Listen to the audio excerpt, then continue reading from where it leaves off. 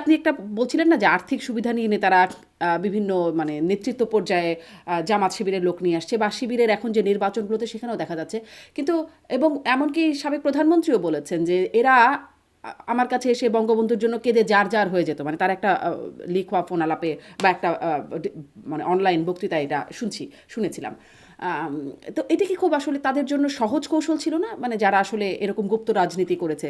কারণ খুব সহজেই যদি বঙ্গবন্ধুর নাম বললে স্কুল এমপিও ভুক্ত হয়ে যায়, বঙ্গবন্ধুর নাম বললে ব্যবসা বাণিজ্য পাওয়া যায়, মানে মামলা মোকদ্দমা থেকে রক্ষা পাওয়া যায় ইত্যাদি নানান কিছু। এটা কি আমি খুব কিন্তু সহজ কৌশল ছিল না? এক্স্যাক্টলি আমি কিন্তু এখানে জামাত শিবিরকে দোষ দেই না। কেন দোষ দেই না? আমি তো রাজনীতি করতে এসেছি, কৌশল করতে এসেছি। এখন সবচেয়ে সহজ কৌশল হচ্ছে গিয়ে বঙ্গবন্ধুর নাম দিয়ে যে কোনো জিনিস করলেই সেটা তুমি খাচ্ছ, তুমি এটা কোনো লজিকে যাচ্ছ না, এবং জিনিসটা এমন ভয়ের একটা পরিবেশ তৈরি করে রেখেছো। সো তারা তো এই সুযোগটা নিয়েছে। মানে আমি কয়েকদিন আগে দেখলাম আপনার অনুষ্ঠানে, বোধহয় কোনো একটা অনুষ্ঠানে আমি দেখলাম যে রাশেক সাহেব, হুম। আমাদের আওয়ামী লীগের তরুণ নেতা ছিলেন রংপুরের, তো উনি বলছেন যে কোথায় যেন গিয়ে বলেছে যে বঙ্গবন্ধুর ছবি দেওয়া মগ সব দূতাবাসে দিতে হবে, ওয়ার্ক অর্ডার দেয়। এখন বলেন কোন সরকারি অফিসারের সাহস আছে এটা, যে তুই মগ কেন দিবি এটা বল। হুম। বললেই তো ও রাজাকার বা অন্য একটা কিছু বলে দুশো টুসর বলে ওরা রংপুরে বা কোথাও ট্রান্সফার করে দিবে। এই রিস্ক কেউ নেয় নাই। তো এই পরিবেশটা আপনি কেন তৈরি করেছেন?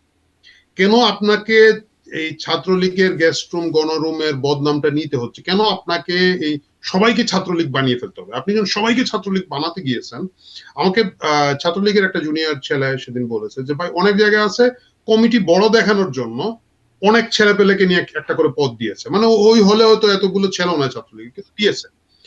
এরা কি করেছে, এরা এই যে জুলাইয়ের আন্দোলনের চূড়ান্ত সময়ে এসে ছাত্রলীগ ছেড়ে দিলাম, ছাত্রলীগের অমুক পদ, কারণ ও আসলে ওই পদ নিতেই হুম। রাজি হুম। ছিল হুম। না হুম। বা সে ওইটার সাথে ইনভলভ ছিল না, তাকে দেওয়া হচ্ছে, সেই সুযোগে একটু হিরোইজম দেখিয়ে ছেড়ে দিয়েছে। দরকারটা কি ছিল? প্রয়োজনটা কি ছিল?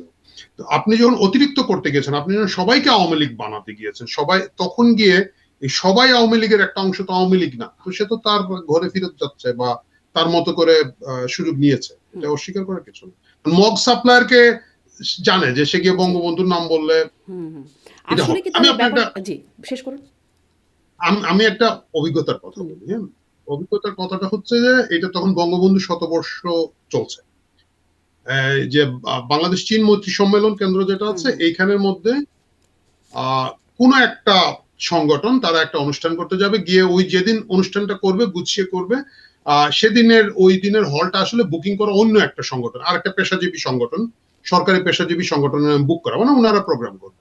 এখন এরা আবার ওই দিনই করতে চায়, এখন করতে চায় করতে পারছে না। এরা দুর্বুদ্ধিটা কি করেছে জানেন? ওরা দরখাস্তের উপরে লিখে দিয়েছে, মানে ওদের মূল টপিকের উপরে আরেকটা দিয়ে যে বঙ্গবন্ধু শতবার্ষিকী উপলক্ষে একটা আলোচনা হবে। হুম। হুম। তো জানি করেছেন, আমি ওনাদেরকে চিনি, তা আমি বললাম যে বলো যে, ভাই এই বুদ্ধিতে কিন্তু কাজ হবে বুঝছেন, এই হল আমাদেরকে দিতে হবে, এবং সত্যি কথা নিয়ে গেছে। এখন ওই মানে যারা হল ম্যানেজমেন্ট কর্তৃপক্ষ ছিলেন ওনারা পরে ওই মানে আগে যারা বুক করেছিলেন তাদেরকে ফোন করে ভাই মাপ চাই, আমাদের কিছু করার নেই, চাকরি নিয়ে মুশকিল হবে, আপনারা আরেকদিন করেন বলে এদেরকে দিয়েছে। মানে যারা এই কাজটা করেছে তারা কিন্তু বঙ্গবন্ধুর প্রতি তাদের কোনো প্রেম হুম। নাই, ভালোবাসা নাই, আমি তাদেরকে চিনি। তাদের কিছুই নাই, কিন্তু তারা জানে যে এটা বললে ওই ওদেরকে বাদ দিয়ে আমাদেরকে হল দিবে। হুম। এইভাবে ব্যবহার হয়েছে। কিন্তু আপনি যদি সিস্টেম ডেভেলপ করতেন, আইন ডেভেলপ করতেন, যে যিনি আগে বুক করেছেন উনি যদি বঙ্গবন্ধুর আলোচনা বাদ দিয়ে অন্য আলোচনা হুম। করতে চান সেটা উনার ব্যাপার, ওনার যা ইচ্ছা করবেন, কিন্তু উনি আগে বুকিং দিয়েছেন আগে পেতেন, এই যখন সিস্টেম থাকতো তাহলে এই অপব্যবহার গুলা হতো না। হুম। কিন্তু সিস্টেম না থাকার কারণে এই অপব্যবহার গুলো যেমন করার সুযোগ আরেকটা পেয়েছে। অপব্যবহার বা আরেকটা একটু ছোট্ট করে মানে মনে হলো তাই। এখন বঙ্গবন্ধুর নামে যা, যা ছিল বা শেখ পরিবারের নামে শেখ রেহানা, ফজিলাতুন্নেসা, শেখ হাসিনা, শেখ কামাল জামাল, রাসেল তাদের নামে যত রকম প্রতিষ্ঠান বা যা, যা ছিল সেগুলো যেমন হলের নাম পরিবর্তন করে শহীদ ওসমান হাদি হল করে ফেলা হচ্ছে।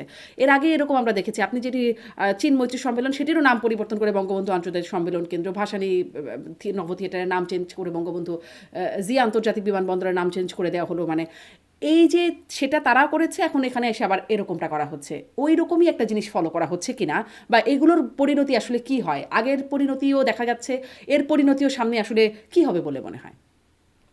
আমার কাছে মনে হয় কি এইগুলো আসলে খুবই অপ্রয়োজনীয়। মানে যারা আমাদের জাতীয় নেতা তাদের নামে যদি কিছুই না থাকে, ধরেন আপনি বললেন যে শেখ মুজিব নামই রাখা যাবে হুম। না, আইন করে দিলেন, আপনি বঙ্গবন্ধু শব্দ আছে এরকম সবকিছু বন্ধ করে দেবেন, ইভেন প্রাইভেট একটা কোম্পানি যদি বঙ্গবন্ধু নামে থাকে ওই নাম রাখা যাবে না, বেআইনি করে দেবেন।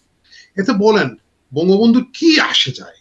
বাংলাদেশ যতদিন থাকবে, ইভেন বাংলাদেশ যদি নাও থাকে, ধ্বংস হয়ে সমুদ্রের নিচেও চলে যায় কোনোদিন, এই দেশ কিভাবে স্বাধীন হয়েছিল, কে করেছিল, এটা তো ইতিহাসে রয়ে যাবে, তাই না? থাকবে। এখন এইগুলো সম্পূর্ণ অপ্রয়োজনীয় কিছু জিনিস আমরা করে থাকি। মানে বঙ্গবন্ধু নব থিয়েটার করা হয়েছিল, এটাকে বোধহয় পরে ভাসানী নব থিয়েটার করা হলো। ভাসানী তো নবথিয়েটার থেকে এখন বঙ্গবন্ধু নবথিয়েটার করা হয়েছিল। বা হ্যাঁ। ভাসানী নব থিয়েটার থেকে বঙ্গবন্ধু, এতে ভাসানীরই কি লাভ হলো ক্ষতি হলো, বঙ্গবন্ধুর কি লাভ হলো ক্ষতি হলো, জিয়াউর রহমানের কি লাভ হবে ক্ষতি হবে, এরা তো পার্ট অফ দ্য হিস্ট্রি, ইতিহাসের অংশ। কিন্তু যারা তাদের করছে নাম তাদের তো কোনো লাভ বা ক্ষতি হচ্ছে। না, আমি এই জন্য বলছি যে এটা অপ্রয়োজনীয়, এটা একটা খুব মানে এটা তো এক ধরনের অপমানও বটে। মানে আপনি এই যে এখন বঙ্গবন্ধুর নাম একটা হল, হুম। এটাতে ধরেন বঙ্গবন্ধুর কিছু আসে যায় না, বঙ্গবন্ধুর নামে বিশ্ববিদ্যালয়, মেডিকেল বিশ্ববিদ্যালয় পর্যন্ত হয়েছে এবং ওইটাও আপনি বদলায় ফেলেন, ওটাও ওনার কিছু আসে যায় না।